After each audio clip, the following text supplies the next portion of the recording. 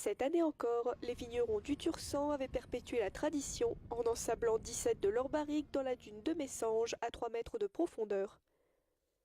Il y avait un port maritime assez important et comme il n'y avait pas de portable pour attendre les bateaux, plutôt que les barriques restent à l'air et à la lumière et aux variations de température, les anciens enterraient ces barriques comme on le fait aujourd'hui.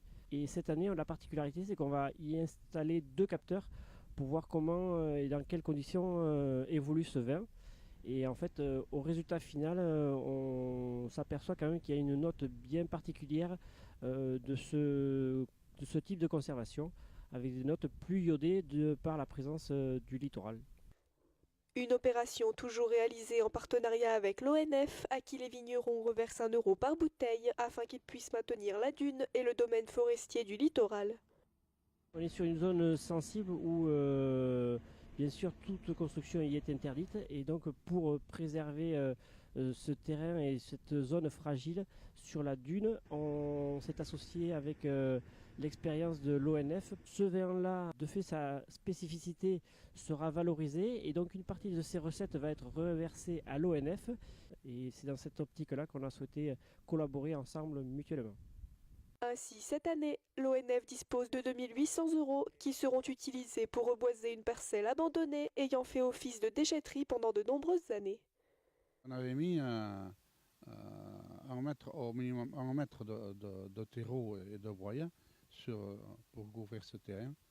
On l'avait ensemencé et ça n'avait pas marché. Après, on a essayé de planter du chêne, ça n'avait pas marché non plus. Donc, il s'est trouvé l'opportunité avec les vins de Tursan de revaloriser un terrain.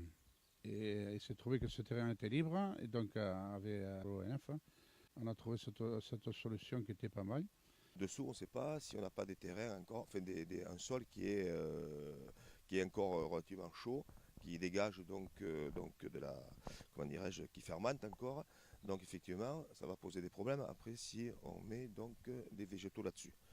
Parce que l'opération donc envisagée donc, au niveau des végétaux, c'est plutôt une opération paysagère. Donc c'est pour ça que cette zone-là, on va l'orienter sur une opération paysagère, donc avec des feuillus.